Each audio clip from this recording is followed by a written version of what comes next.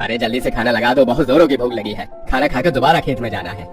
ये लीजिए, आज सब आपके पसंद का बनाया है। आलू मेथी की सब्जी, नमक मिर्च वाले पराठे और साथ में अरहर की दाल भी बनाई है। अरे वाह, क्या बात है। लेकिन तुम तो मूंगफली की चटनी भी बनाने वाली थी, वो नहीं बनाई?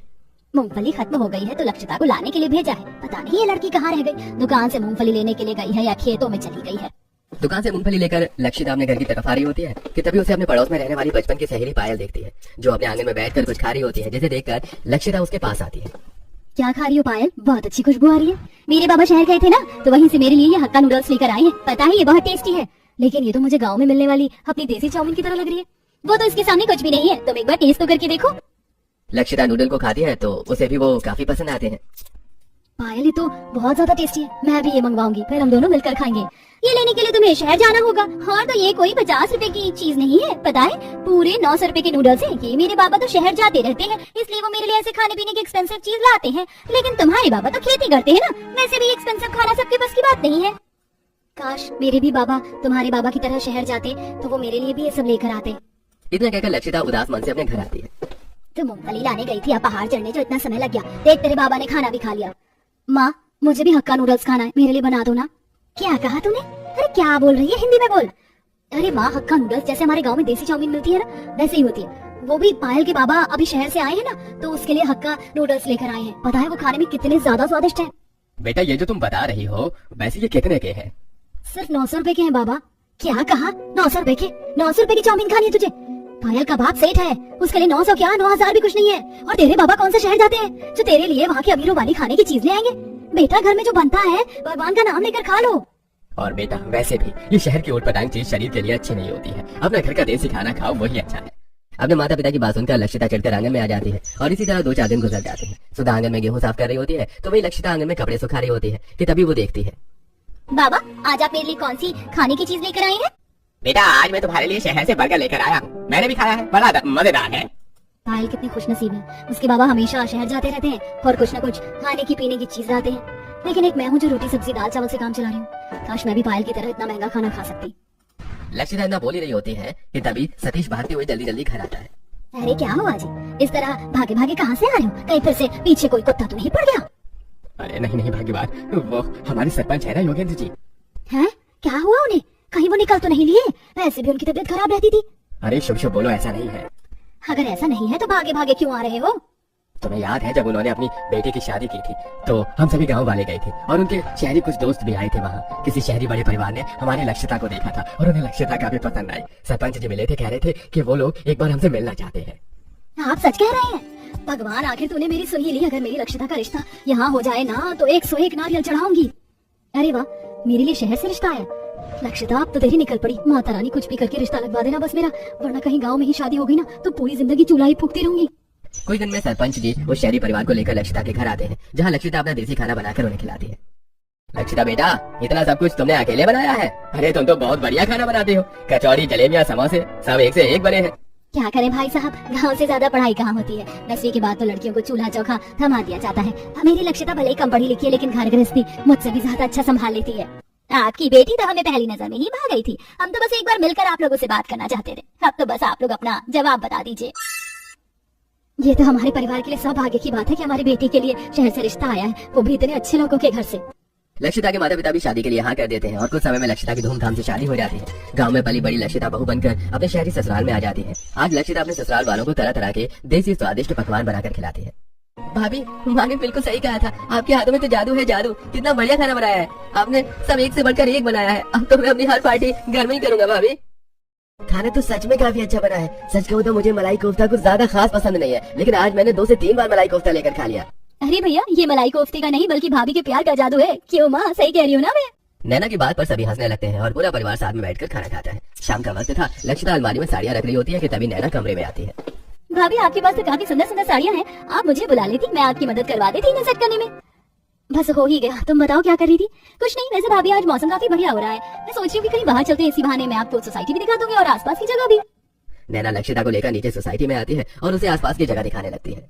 यहाँ के घर तो काफी बड़े हैं, लेकिन हमारे गांव के घरों से ज्यादा नहीं। कभी मैं तुम्हें फुर्सत में अपना गांव घुमाऊंगी। हाँ भाभी क्यों नहीं, वैसे भी मैंने सुना है गांव में बहुत बड़ी बड़ी नदियाँ झील झरने होते हैं, मुझे वहाँ सब जगह जाना है।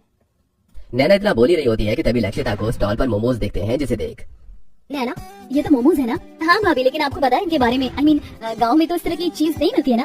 हमारे गांव में नहीं मिलती, लेकिन मेरी एक सहेली है, उसके बाबा शहर आते जाते रहते हैं, तो अक्सर उसके लिए वो मोमोज लाते थे। 1-2 बार तो मैंने भी खाया है। चलो भाभी, फिर इसी बात पर आज दोनों नंद भाभी मोमोज पार्टी करते हैं। नैना स्टॉल पर जाती है और fried steam paneer momos order कर देती है और अब दोनों नंद भाभी बातें करते हुए गर्मा गर्म मोमोज के मजे लेते हैं। आसपास के कई सारे लोग यहीं से मोमोज खाने आते हैं। ये बहुत टेस्टी मोमोज बनाते हैं। महंगी चीज तो हमेशा खाने में अच्छी होती है नैना। वो तो है भाभी, लेकिन ये मोमोज थोड़ी ना महंगे, सस्ते होकर भी कितने टेस्टी है। ये मोमोज सस्ते हैं, मेरा मतलब कितने के हैं? स्टीम फ्राई मिलाकर 100 इतने सस्ते। लेकिन मेरी सहेली तो कहती थी कि शहर में मोमोज 1200-1300 के मिलते हैं। हाँ भी, आपकी सहेली आपके साथ मजाक करती होगी। तंदूरी मोमोज भी सिर्फ 150 रुपए प्लेट है। अपनी नंद की बात सुनकर लक्षिता को कुछ पुरानी यादें याद आ रही। मेरे पापा शहर से मेरे लिए क्या लेकर आए? इसे मोमोज कहते हैं। लेकिन ये तो बिल्कुल मोदक जैसे दिख रहे हैं। हाँ, दिख तो रहे हैं, लेकिन ये मोमोज है। वैसे तो ये पूरे 1200 रुपए के हैं, लेकिन तू मेरी सहेली है तो मैं तुझे एक तो खिला ही सकती हूँ। ये ले, खाकर बता कैसे है। ये तो बहुत ज्यादा अच्छा है, मुंह में जाते ही घुल गया। और इसकी चटनी भी कितनी तीखी तीखी है। एक्सपेंसिव खाने की तो बात ही अलग होती है। काश तू भी मेरी तरह इस तरह का एक्सपेंसिव खाना खा सकती। पायल की बातों को याद करते हुए लक्षिता अपनी नंद के साथ मोमोज खाती है और घर आ जाती है। ऐसे ही कुछ दिन गुजर जाते हैं। माँ जी, आज तो संडे है, सब घर में है, तो नाश्ते में कुछ स्पेशल बना देती हूँ। सोच रही हूँ ढोकला, पोहा और पनीर के पराठे बना लूँ। संडे के दिन नाश्ता हम लोग नहीं बल्कि घर के आदमी बनाते हैं। सुबह से तुम्हारे ससुर, देवर और पति किचन में घुसे हुए हैं। माँ जी, यहाँ पर आदमी भी खाना बनाते हैं, पर हमारे गाँव में तो ऐसा कुछ है ही नहीं। वहाँ तो सिर्फ औरतें ही चूल्हा चौका संभालती है। बहू, हर किसी की सोच एक जैसी नहीं होती। अब तुम सब हफ्ते के 6 दिन हमारा कितना ख्याल रखती हो, खाना बनाती हो, घर के काम करती हो। अगर छुट्टी वाले दिन हम लोग तुम्हारी थोड़ी मदद कर देंगे तो कोई बुराई थोड़ी ना है। लक्षिता, खाना सिर्फ तुम ही नहीं बल्कि हम लोग भी अच्छा बनाते हैं। आप सब लोग बस बैठिए, हम खाना लेकर आते हैं। अखिलेश, अनुराग और मोहित देखते ही देखते पूरी डाइनिंग टेबल को corn, chaat, chilli potato, spring roll, crispy onion ring noodles और गार्लिक ब्रेड जैसे स्वादिष्ट पकवानों से भर देते हैं, जिसे देख इसमें तो ऐसी कई सारी चीजें जिसे पायल ने खा रखा है। इसका मतलब ये सब बनाने में तो इन लोगों के काफी सारे पैसे लग गए होंगे। पापा जी, आपको इतने पैसे खर्च कर इतना सब कुछ बनाने की क्या जरूरत थी? इसमें खर्च की क्या बात है बहू? और इन सबको बनाने में ज्यादा पैसे थोड़ी ना लगे। अरे आधा सामान तो हमारी रसोई में पहले से ही मौजूद होता है। मुश्किल से 200-300 रुपए लगे होंगे। क्या कहा? 200-300? लेकिन इन चिली पोटैटो का दाम तो मुझे पायल ने 600 रुपए बताया था। इतने कम पैसों में इतना सारा एक्सपेंसिव खाना खाते हुए लक्षिता को एक बार फिर से कुछ पुराने पल याद आने लगते हैं। माँ, मुझे भी पायल की तरह एक्सपेंसिव और अच्छा खाना खाना है। मैं रोज रोज की दाल रोटी नहीं खाऊंगी। बेटा, एक काम कर, पायल के माँ बाप से बात कर और उन्हें बोल कि तुझे गोद ले ले, क्योंकि वही तुझे अमीरों वाला महंगा खाना खिला सकते हैं। घर में जो बनता है चुपचाप से खाना है तो खा, वरना मत खा। माँ तो बेफालतू में ही पैसों का ताना देती थी, लेकिन यहाँ तो 200-300 रुपए में भी इतना सब कुछ खाने को मिल गया। इसी तरह सब अब कुछ दिन गुजर जाते हैं और आज गांव में लक्षिता के माता पिता और उसका भाई उससे मिलने के लिए आते हैं। संगीता अपने समधन समधी के लिए पूरी टेबल को तरह तरह के महंगे और स्वादिष्ट खाने से भर देती है, जिसे देख अरे बेटा, हम लोगों में बेटी के ससुराल का पानी भी नहीं पीते और यहाँ तेरी सास ने कितना सब कुछ ला कर रख दिया। इतने पैसे खर्च करने की क्या जरूरत थी? 2-3 हजार तो आराम से लग गए होंगे ना। ये सब गाँव की बातें हैं, शहर में ऐसा नहीं होता। और कहीं नहीं लगे 2-3 हजार रुपए, सब कुछ 500-600 का ही है। खा लो आप। वैसे बेटा, एक चीज के लिए तो मैं बहुत खुश हूँ, तुझे वैसा ही ससुराल मिला जैसा तू चाहती थी। अपनी सहेली को देख देख कर तेरा भी मन करता था ना इस तरह के अमीरों वाले खाने को खाने का। दीदी, मैंने सोचा था जब शहर जाऊंगा तो जरूर एक बार बर्गर खाऊंगा। मुझे भी यहाँ का बर्गर खाना है। क्यों नहीं छोटे, शाम को चलते हैं। बर्गर के साथ साथ तुझे पिज्जा भी खिलाऊंगी। अपनी बेटी को खुश देख सुधा और सतीश भी मनी मन काफी खुश होते हैं। तो वहीं लक्षिता अपने भाई और नंद के साथ बर्गर किंग जाती है, जहां वो अपने भाई को जी भर के बर्गर खिलाती है। और इसी तरह अब कुछ दिन गुजर जाते हैं। अरे लक्षिता, तुम तैयार नहीं हुई? लेकिन क्यों, हमें कहीं जाना है क्या? एक नंबर के बुरा करो तुम। मैंने कहा था ना आज हमें बाहर जाना है शाम में। चलो जल्दी से तैयार हो जाओ। काफी टाइम बाद अनुराग लक्षिता को आज काफी सारी जगह पर घुमाने ले जाता है। कभी वो लोग मूवी देखते हैं तो कभी साइंटिफिक म्यूजियम। ऐसा लग रहा है किसी जादुई नगरी में आ गई हूँ। यहाँ कितनी अनोखी अनोखी चीजें। आज तुमने सिर्फ 1-2 जगह ही देखी है, तुम देखना नेक्स्ट टाइम मैं तुम्हें इससे भी अच्छी जगह लेकर जाऊंगा। काफी घूमने फिरने के बाद अब अनुराग लक्षिता को लेकर KFC आ जाता है, जहाँ दोनों आराम से बर्गर एंजॉय करते हैं।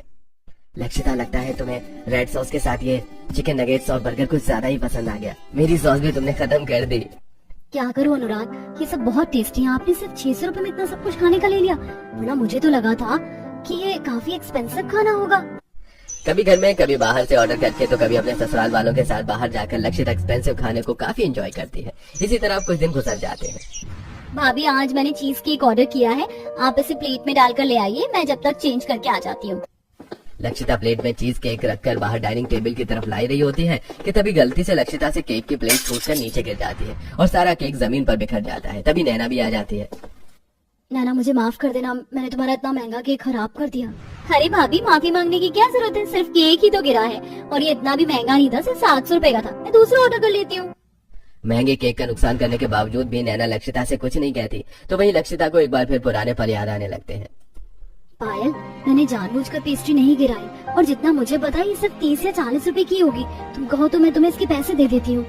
एक पेस्ट्री का टुकड़ा पूरे 300 रुपए का था। ये कोई ऐसी वैसी पेस्ट्री नहीं है, मेरे पापा शहर से लेकर आए थे। ये एक्सपेंसिव है, तुम्हें एक्सपेंसिव का मतलब भी पता है? समय बीतने के साथ साथ अब एक्सपेंसिव खाना खाने के साथ साथ लक्षिता खुद भी तरह तरह के एक्सपेंसिव खाने घर में ही बनाने लगी थी। फाइनली आज मैंने बिना जलाए ओवन में पिज्जा बना ही लिया। काफी सारी चीज बनानी सीख ली है मैंने, अब तो सबको मैं ही बनाकर खिलाऊंगी। यूं ही कुछ समय गुजरता है और अब लक्षिता कुछ दिनों के लिए अपने गांव मायके आती है। कितने समय के बाद हमारी लक्षिता घर आई है। हाँ, सब कुछ हमारी बेटी की पसंद का ही बनना चाहिए। सोच रही हूँ कि मनपसंद मटर पनीर की सब्जी, पूरी और पुलाव बना लेती हूँ और साथ में खीर भी। माँ आज आप आराम करिए, खाना मैं बना लूंगी। मैं सोच कर आई हूँ कि आज मैं आप सभी को अपने हाथ का Manchurian, chilli potato, noodles, garlic bread और हाँ, कुकर में केक भी बनाकर खिलाऊंगी। लेकिन दीदी, ये सब तो बहुत महंगा खाना होता है, इन्हें बनाने के लिए तो काफी पैसे लगेंगे ना? अरे नहीं छोटू, इन सबको बनाने का लगभग सारा सामान हमारे घर में ही है और जो थोड़ा बहुत मुझे जरूरत का लगा मैं लेकर आ गई हूँ। देखते ही देखते लक्षिता घर में रखी हुई सारी चीजों का इस्तेमाल कर तरह तरह के टेस्टी डिशेस बनाती है, जिसे देख उसके माता पिता काफी हैरान होते हैं। और जब सारा खाना बनने के बाद लक्षिता के मायके वाले उसे चखते हैं तो, अरे बेटा, तो इसी महंगे खाने को खाने के लिए हमसे कितना बोलती थी, लेकिन ये तो घर के सामानों से ही कितनी आसानी से बन गया और ज्यादा मेहनत भी नहीं लगी। मुझे तो लगता था कि ये सारा खाना 1000-2000 में बनेगा, लेकिन मेरी बेटी ने तो इतने कम पैसों में इतना सब कुछ बना लिया। लेकिन तेरी वो सहेली पायल तो इनके काफी ज्यादा दाम बताती थी ना। अरे माँ, पायल से याद आया, मैं तो जब से आई हूँ उससे मिली ही नहीं। उससे मिलकर आती हूँ और साथ में उसे भी ले आऊंगी। मैंने इतना सब कुछ बनाया है, उसे भी खिलाऊंगी। लक्षिता जल्दी से अपनी सहेली पायल के पास जाती है, जहाँ हमेशा की तरह आज भी पायल अपने आंगन में बैठे बैठे लजानिया खा रही होती है। पायल जैसी लक्षिता को देखती है, अरे लक्षिता, तो बड़े दिनों बाद आई है शहर जाकर, तो तू मुझे भूल ही गई। और भूलेगी भी कैसे नहीं, वो शहर जो है। अरे नहीं यार, तुझे भी भला मैं कभी भूल सकती हूँ क्या? लगता है आज भी काका तेरे लिए शहर से कुछ स्पेशल लेकर आए। हाँ, इसे लजानिया बोलते हैं। तू भले ही शहर में है, लेकिन मुझे नहीं लगता कि तूने इसे खाया होगा। पता है, ये पूरे 2000 की डिश है। अच्छा, ये इतनी महंगी है? वैसे मैंने घर पर कुछ बनाया है, सोचा तुझे भी खिला दूं। चलो मेरे साथ। वैसे इतनी महंगी डिश के सामने तेरा बनाया हुआ देसी खाना कुछ खास तो होगा नहीं, पर फिर भी तूने इतने प्यार से बनाया तो खा लूंगी। लक्षिता पायल को अपने घर लेकर आती है, जहाँ पायल देखती है कि बड़े से मैट पर तरह तरह की वही डिशेस हैं जो वो लक्षिता को महंगे दाम बताकर खाती थी। अरे लक्षिता, तूने तो मुझसे कहा था कि तूने अपने हाथों से कुछ बनाया है, लेकिन ये सब तो बाहर से लाया हुआ है। जरूर तेरे पति ने तुझे पैसे दिए होंगे, वरना इतना सब कुछ महंगी चीज तू कैसे खरीद पाती? ये मैंने खरीदी नहीं है, बल्कि घर में बनाई है और इसमें मेरे कुछ खास ज्यादा पैसे भी खर्च नहीं हुए हैं। मुश्किल से 400 से 500 रुपए लगे होंगे। क्या कहा तूने? 400 से 500? मजाक मत कर, इतनी सस्ती थोड़ी ना चीज होती है। ये सब एक्सपेंसिव खाना है। एक्सपेंसिव का मतलब तो तुझे पता ही है ना। पायल, मुझे अच्छे से एक्सपेंसिव का मतलब पता है। तू हमेशा मुझसे झूठ बोलती रही। तेरे बाबा 100 रुपए की चीज लाते थे और तू मुझे 1000 रुपए बताती थी। ये सब तो तू मुझे नीचा दिखाने के लिए करती थी ना, क्योंकि हम पैसों के मामले में तेरे जितने अमीर नहीं है। मुझे नहीं पता था कि तू भी और अमीर घमंडी लोगों में से एक ही है। मैं तो तुझे हमेशा से अपना अच्छा दोस्त मानती थी। तेरी इन्हीं हरकतों की वजह से मैं बार बार आकर माँ बाबा को एक्सपेंसिव खाने के लिए परेशान करती थी। लेकिन शादी के बाद मुझे सब पता चल गया कि क्या एक्सपेंसिव है और क्या नहीं। अरे दोस्तों, मैं तो एक दूसरे का भरोसा जीता जाता है, लेकिन बेटा तुमने तो मेरी बेटी का भरोसा ही तोड़ दिया। वैसे ये कोई इतनी बड़ी बात भी नहीं है, लेकिन झूठ बोलकर नीचा दिखाना तो सही नहीं है ना। ये सब सुनकर पायल को काफी शर्मिंदगी महसूस होती है और वहाँ से चली जाती है। इसी के साथ लक्षिता को अब ये बात समझ में अच्छे से आ चुकी थी कि जरूरी नहीं है कि हमेशा टेस्टी और अच्छा दिखने वाला खाना एक्सपेंसिव ही हो। कम पैसों और घर की चीजों का इस्तेमाल करके भी हम एक्सपेंसिव खाने को घर में ही बनाकर खा सकते हैं।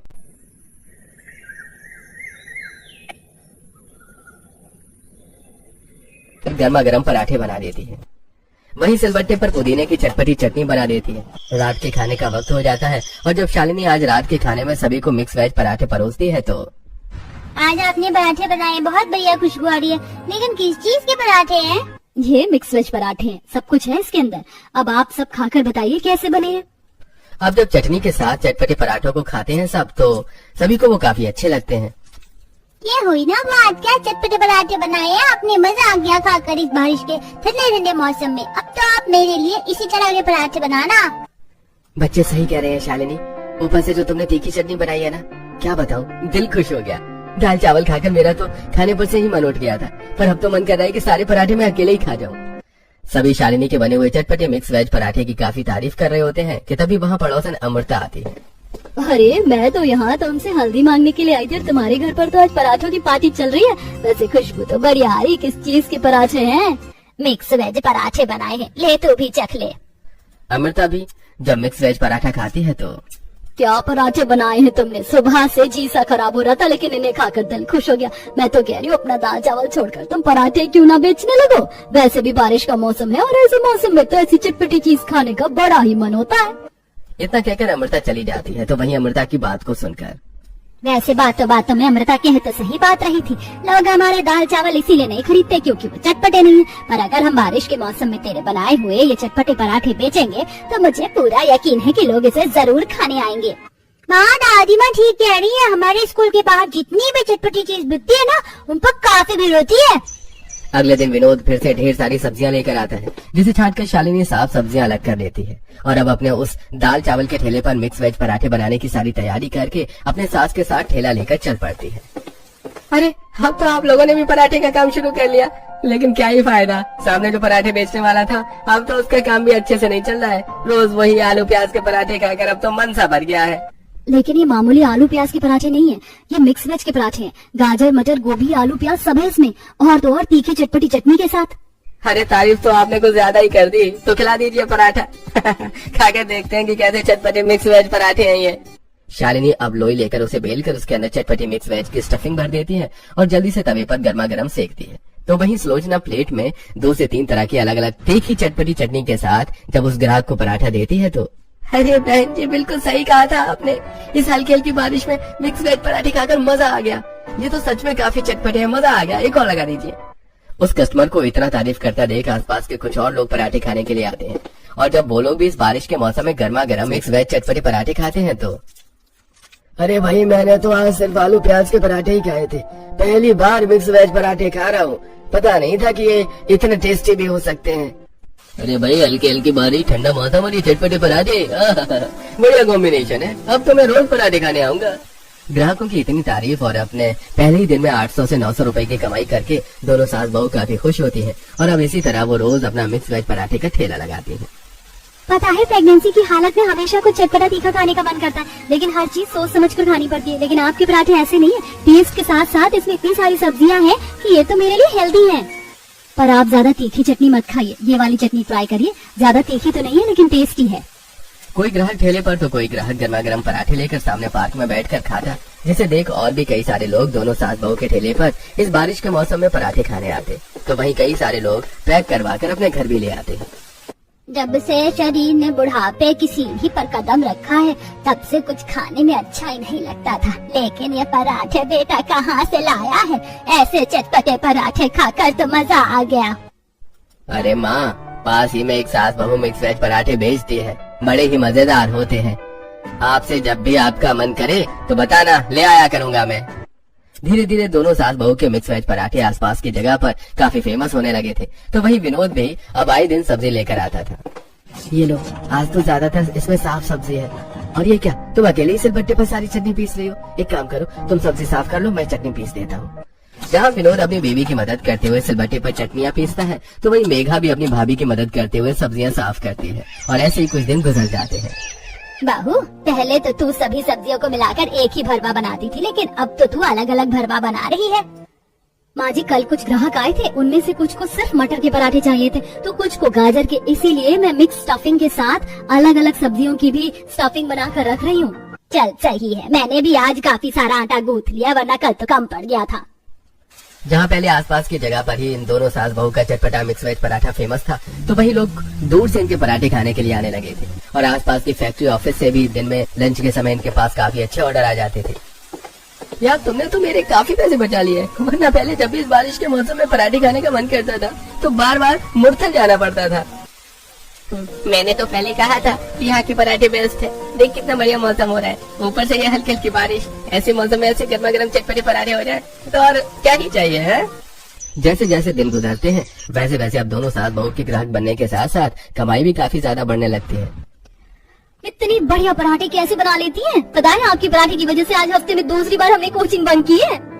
हमें भी आपके जैसे पराठे बनाने सीखने हैं, फिर हम भी ऐसे ही ठेला खोलेंगे। भगवान करे तुम हमसे भी बढ़िया पराठे बनाओ, लेकिन ये उम्र तुम्हारी पढ़ने लिखने की उम्र है और हम यहाँ सुबह से लेकर शाम तक होते हैं, तो इस तरह पढ़ाई छोड़ने की जरूरत नहीं है। पढ़ाई करने के बाद भी तुम दोनों यहाँ आ सकती हो।